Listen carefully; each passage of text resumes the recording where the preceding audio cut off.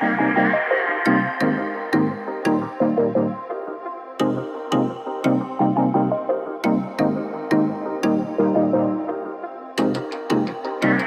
one and all, welcome to G's Tight Lines.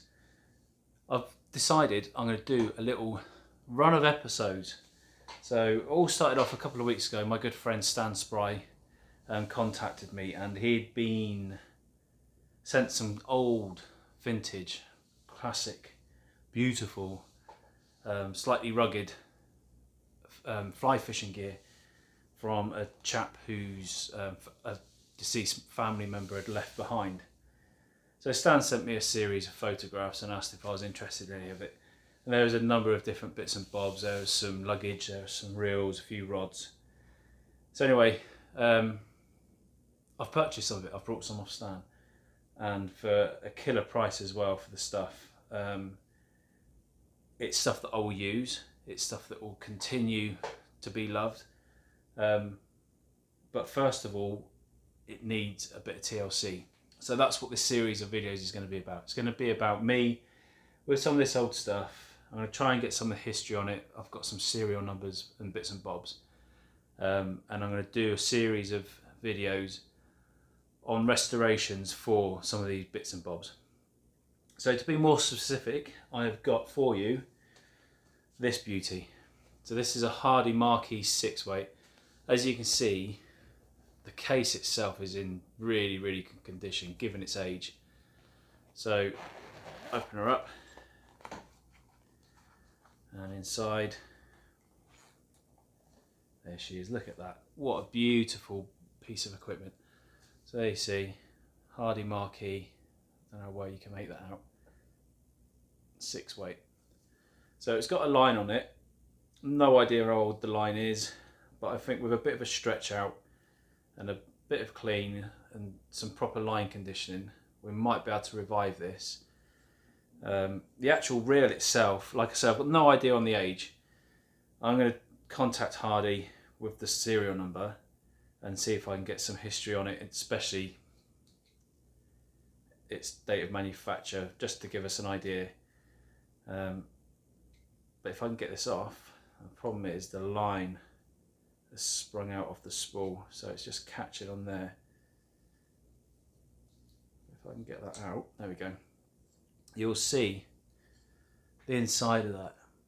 It's not immaculate, but it is in exceptional condition. So the actual body itself is in really good shape. There's no signs of corrosion. There's no, normally you'd expect to see on the butt of the reel there, you'd expect to see not damage but impact where it's been laid down on a riverbank on the rocks, and that tends to get scratched and a bit worn, but there's no signs there whatsoever. So I'm really pleased with that. I think that's going to turn out beautifully. And then the spool, I'll spool this, like I say, I'll spool this line off onto something, I'll stretch it out, I'll recondition it, and we'll see if it's worth keeping or if I'm going to have to spend a few quid and replace it. And the spool itself, well, apart from a few blemishes here on the rim, the handle, there's no, quite often these Araldite handles will crack with age from sunlight, but there's no signs of that on there. It looks nice and true. Yeah, it's just brilliant, absolutely superb. So that's going to be quite an easy little project. We'll degrease it, give it a clean, and then put lubrication where it's required. Like I say, deal with the line, and then hopefully that will be a superb reel for on the rivers and up in Scotland and on the islands on the locks. So that's the plan with that. So I'll put that down safe, and then I just need to, with the case again, probably with some saddle leather soap, just give this a clean, and then probably using some Bostik or something similar, I'll give that a clean and then re-adhese that onto there just to give it another lease of life. So I'll move this out the way safe. So that's the reel. That's kind of the cherry on the cake for me. So the second of two items that I got from Stan is this rod. Now both Stan and I were in marvel of the quality of this canvas rod bag. Unless you buy top end, I'm talking top end, Hardy, Loop or similar nowadays, you don't get a bag anywhere near the quality of this. And I would go so far as to say that this bag has been handmade. Now in this bag is a 2-piece, 9-foot, 5/6 weight, vintage fiberglass rod. How old it is, I don't know. What make the blank is, I don't know. All I know is that it's a fiberglass rod and it's a 5/6 weight. So that's all we know. So my plan with this is I'm going to fish it. I'm going to get a bend in this rod. But before I do, like with the reel, it's going to get some TLC. So I'm going to clean up the handle. I'll give that a soak, and then using some very, very fine sandpaper, I'll clean that up and that will come up as good as new. This brass reel seat, I'll clean it up just with some very gentle,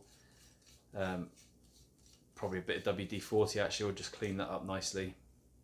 And then what I'm going to do with the blanks, Stan and I have discussed changing the eyes. So the eyes, particularly the tip eyes, you can see it's quite small. And then the main eyes along the rod aren't snake eyes. Initially, I think what I'm going to do is give the rod a clean up and give these a bit of a refarnish and just give it a fish and see how it fishes. If I'm not happy with the line lay of this rod, I'm going to strip these eyes off and I'll buy a new set of snake eyes and I'll eye it. Won't be a massive job, but it will be quite a big job. It will be a couple of days work getting them varnished up and what have you. But I think the stripping eye, it's fairly small, as you can see. It's quite a small stripping eye, but the ceramic inlay is in really good condition, and the second stripping eye is in really good nick as well.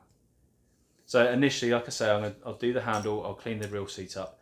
Now I think this rod at some point in its life may have had an extendable handle for spey casting. So as you can see, that butt is threaded. That's the threaded portion there. So I've got a feeling that this may have had an extendable portion to allow it to be used as a spey casting rod. But over time, it's obviously gone missing. So again, I've got no idea on the age of this rod. Looking at the design of the eyes and looking at this butt particularly, I'd say it's probably mid-50s, mid-1950s, possibly early 1960s. But it's really light and it's got some really lovely action through the blanks. And as you can see from the spigot, it is fiberglass. So that married up with the marquee, I think is going to be such good fun, particularly on the rivers for the grayling and the brown trout. And when I'm up on the islands and in Scotland fishing on the lochs, that's going to be brilliant fun. But first, let's do her some justice and let's get her back to life. So I'll put her there safely. And then thirdly, this item, I'm in love with it, absolutely in love with it. It's something I've wanted since I can't remember when, since I was a boy. I've always wanted one of these, and there's one simple reason why I never got one, and that is because they're bloody expensive. New, this item is around about, I've had a look online recently, and they're about £239 new. There's second-hand ones online on eBay that are in twice as bad the condition as this one. They've got rips and tears and Christ knows what else, buckles missing. And they're starting at sort of 60, 70 quid, going for 120, 130 quid. So you're probably wondering what I'm talking about. And this is going to take quite a bit of care and quite a bit of attention and quite a bit of love. But it is an original Brady bag. Look at that, guys. Now, a lot of you will be looking at that thinking, what on earth have you bought that for, G? It smells, but not as bad as you'd imagine. It doesn't smell like your old musty canvas sails that you find in someone's loft or something. And I'm going to hazard a guess and say that this bag has seen some history. So, like I say, it's a genuine Brady bag, and those fly anglers amongst you will know just how valuable and how archaic, iconic is the word I'm looking for within fly angling. So this bag is going to be quite a major project. It's that old and it's been left that the canvas has actually gone rigid. It's not split, it's not got any holes in anywhere. So I'm going to go through quite a long process with this. We've cleaned it up with proper canvas cleaning solvents, which will be worked into the material and cleaned properly. I've got saddle soap, proper saddle soap, that I'll try and get some life back into these levers. Now you can see they're quite cracked, they're quite dry, but that's just the levers dehydrated.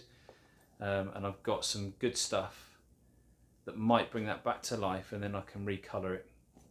All the metal work will clean up all right. The adjusting buckle on the handle, it's quite corroded, but again, with some proper cleaning agents and abrasives, a bit of Scotch-Brite, that will clean up really well. And if you look at the back of the bag, you can just see how well worn and used this bag has been, where it's been rubbing against someone's back, where they've been wandering and wading across the pools. If you look there, you can see just how dirty it is. But I'd love to know the story of this bag. I'd love to know the history of it. I'd love to see what this bag has seen and the fish that have been graced on the bank. So I'm going to do it justice. I'm going to do its late owner justice. I think that's only fair. And I'm going to bring this thing back to life, and hopefully you'll see it slung over my shoulder on a bank somewhere quite a lot. So in this bag also were some bits and bobs that Stan chucked in for me. There's a nice bag of hooks there which Stan gave me additionally. So inside, sorry, just to go back, the inside, the original waterproof, I don't know if you can make that out, it's gone quite flaky. That's the original waterproofing of the canvas. Now the solvent that I'll use to clean this is specifically designed for suede canvas, heavy duty materials, and you use quite a stiff brush. You clean that in, leave it set in, and it not only conditions the material, but it will also clean out all the grease and the dirt and the grime. It will also remove this, and I'll use the same waterproofing aerosol that I use for my waders, and just get all of that cleaned up inside and get some of this rigidity out of the material, and that's going to look beautiful when it's done. I'm really excited to get this finished and get it in use. So that's the bag, and then also inside were just a couple of old boxes of flies, and some of these are really intriguing. I would go so far as to say these were home ties by the previous owner, the deceased owner. Now some of these flies aren't really going to be castable because they're quite corroded, but I'm not getting rid of them, there's no way. Now this little thing must be, I reckon, a size 18. Size of that. Oh no, I've dropped it. I can see it, not a panic. This thing is minute. There we go, can you see that? There's a little gnat, it must be at least a size 18. It is minute, and some of the details and some of these flies. Now I know I tie, and I know a lot of very accomplished tiers, but these things are, I don't think they're new. They're good, decades old, and some of them are very quite basic. So this one is it's just a nymph. It's got a nice bronze hackle, bit of pheasant tail on the back, but they're so well tied. Can you see that? So well tied. There's these red tags here that are very similar to my G's red tag black gnat, and again pretty much the same material. So there you go, look, these are probably, what size are they? Probably about a size 16, maybe a 14. So you've got the red tag, pheasant hull? Yeah, I'm sure that's pheasant hull. And then the hackle just here, bronze hackle. So yeah, there's a couple of decent old flies in there. So I'll have a good sort through them. And the ones where the hooks are in good condition, not rusty, I'll make sure they're nice and sharp. And I'll get them in the box. And get some fish on them. That'll be good. So this box, there's all sorts. We've got nymphs. There's some wire-bodied nymphs. These I'm not quite sure what they are. They've got a little polystyrene. Again, it's like a, I don't know. It's got like a little polystyrene head on it there. Be quite interesting, so it will give it some buoyancy. There's some pennels, an original old pennel there. Wow. Look at this, guys. So those fly ties amongst you will know exactly what that is. An old pennel, an original pennel. With a golden pheasant hull, tail, mallard wing, black hackle. Who knows how old that is and where it was tied. So the gentleman that owned all this stuff is a good old Cornishman, God bless his soul. And I would go so far as to say that most of these ties were probably sat tied around the fire with a good ale on the go, probably a pipe, and then taken out to places like the Camel, the Foy, the Linney, and similar areas, casting for the trout, for the salmon. I'd love to know, I'd love to have been a fly on the wall when all of this kit was used. But I'm going to do some research, like I say, and I'm going to try and get some dates for us. But I'm going to do a series of probably 3 or 4 videos over the coming weeks, going through this restoration project with you. Hopefully you'll find it interesting. Hopefully it's something that will bring you guys back. Just a quick blurb before I go, because you're going to be sick of my voice. I know I am already. Thank you everybody for your continued support. I know I always say it, but I genuinely mean it. We're now on about 442 in terms of subscribers. The Facebook page is growing in support, as is the Instagram. And I'm really, really grateful, guys. This whole thing started off as a bit of fun, something to give me something to do while I'm away working. And I'm really enjoying it. I'm really enjoying learning the whole process of making films, editing, uploading. I'm really enjoying it. So hopefully you're enjoying it as much as me. If you haven't subscribed, please consider hitting the subscribe button. Please consider hitting the bell so you get the notifications when the new films are up. And hopefully you will enjoy this process with me restoring all this beautiful old ancient equipment. And we'll get it on the bank. Okay, guys. Thanks for joining me. Tight lines. As always, stay safe, and I'll see you on the bank.